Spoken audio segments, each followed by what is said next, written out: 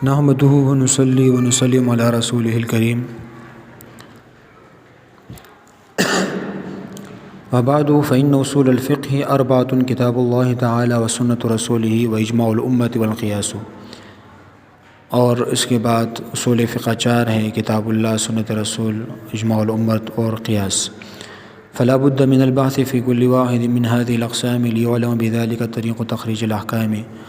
تو ضروری ہے کہ ان میں سے ہر ایک اقسام میں سے ہر ایک میں بیس کیا جائے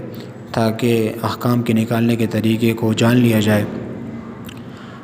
یہاں اس عبارت کی تشریح یہ ہے وبعد،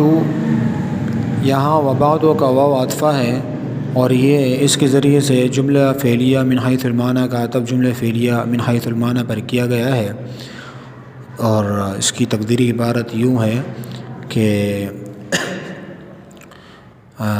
احمد اللہ وصلی وقول بعد الحمد والصلاة ان اصول الفقہ اربعۃ، اور یا فا یہ جزائیہ ہے، فإن کے اندر جو فا ہے یہ جزائیہ ہے۔ اب یا تو یہ اما معذوف کے جواب میں ہے، اور تقدیری عبارت یہ ہے کہ اما کے جواب میں ہے، اما محذوف، تو یہ تقدیری عبارت یہ ہوگی اما بعد فإن اصول الفقہ، واو اس اما کا قائم مقام ہے، اور یا اس کی شرط محذوف ہے کہ تقدیری عبارت یہ ہے کہ اذا فرغت من الحمد والصلاة فاقولوا ان اصول الفقہ اربعۃ، یعنی کہ جب میں حمد صلاۃ سے فارغ ہوا تو اب میں کہتا ہوں کہ فقہ کے اصول چار ہیں۔ یہ صحیح ہے جیسے کہ اللہ تعالیٰ کا قول ہے فاللہ هو الولی،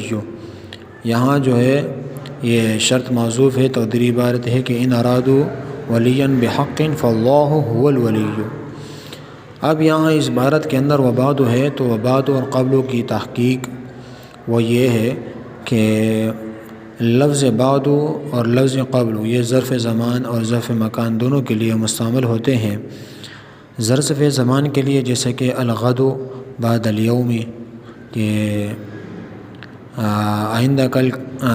کل جو ہے وہ آج کے بعد ہے، اليوم قبل الغد، اليوم قبل الغد، کہ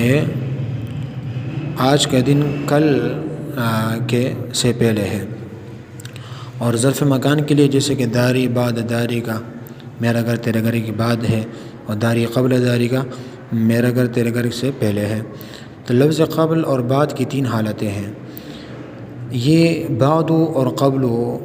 اس کا مضاف الیہ یا تو مذکور ہوگا یا مضاف الیہ محذوف ہوگا نسیہ منسیہ، یا اس کا مضاف الیہ معنوی ہوگا۔ پہلی دونوں حالتوں میں لفظ معرف بحسب العوامل ہوتے ہیں، یعنی قبل اور بعد کہ جب اس کا مضاف الیہ مذکور ہو یا نسیہ منسوخ یعنی معذوف ہو، نسیہ منسیہ ہو، اور جب یہ مضاف الیہ اس کا معذوف معنوی ہو تو یہ مبنی علی الضمہ ہوتے ہیں۔ یہاں تھوڑی سی مزید باتیں ہم کریں گے تاکہ یہ عبارت زیادہ واضح ہو جائے۔ ہمارا تو مقصد یہ تھا کہ بہت آسانی سے اس کو سمجھایا جائے، لیکن یہ باتیں سمجھنا بہت ضروری ہے۔ تو یہاں بعد اور قبل، یہاں جو بعد کے اوپر پیش ہے نا ضمہ ہے، اور ہم نے کہا کہ یہ مبنی علی الضمہ ہے، تو اس پر اعتراض ہے۔ وہ یہ ہے کہ بھئی یہ دونوں اسم ہے اور اسماء کے اندر اصل یہ ہے کہ وہ معرب ہو، لہٰذا ان کو معرب ہونا چاہیے نہ کہ مبنی۔ تو اس اعتراض کا جواب یہ ہے کہ جو اسم مبنی اصل کے مشابہ ہوتا ہے وہ بھی مبنی ہوتا ہے، اور مبنی اصل میں تین ہے جیسے کہ فعل ماضی، امر حاضر اور تمام حروف۔ بس یہاں جو ہے آپ دیکھ لیں کہ قبل اور بعد اپنے مضاف الیہ کی طرف محتاج ہونے میں چونکہ حروف کے مشابہ ہے، اس طور پر کہ جس طرح حرف اپنے معنی پر دلالت کرنے میں دوسرے اسم کا یعنی دوسرے کلمے کا محتاج ہوتا ہے، تو اسی طرح یہ قبل و بعد بھی اپنی معنی دلالت کرنے پر یہ دوسرے جو ہے نا کلمے کے مشابہ ہوئے، لہٰذا یہ اس کو ہم نے اسی وجہ سے معرب نہیں پڑھا بلکہ اس کو مبنی علی الضمہ پڑھا۔ دوسرا اعتراض یہ واقع ہوتا ہے کہ ان کو مبنی پڑھنا ہی ضروری ہے تو مبنی کے اندر تو اصل سکون ہے، تو آپ نے اس کو یعنی حرکت کے ساتھ کیسے پڑھا؟ تو اس کا جواب یہ ہے کہ مبنی کی دو قسمیں ہوتی ہیں، مبنی اصل اور مبنی عارض۔ مبنی اصل جیسے کہ یہ تین ہم نے بتایا ابھی، اور مبنی عارض جیسے کہ وہ یہ ہے کہ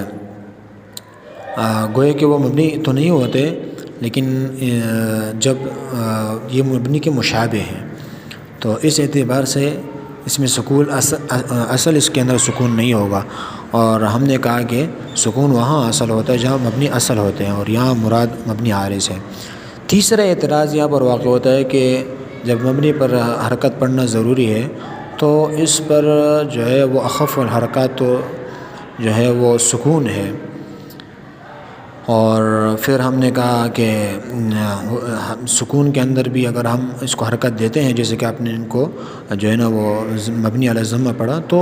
آپ اخف الحرکات جو ہے وہ فتح ہے، ضمہ نہیں ہے، تو آپ نے پھر یہاں پر ضمہ کیوں دیا؟ تو اس کا جواب یہ ہے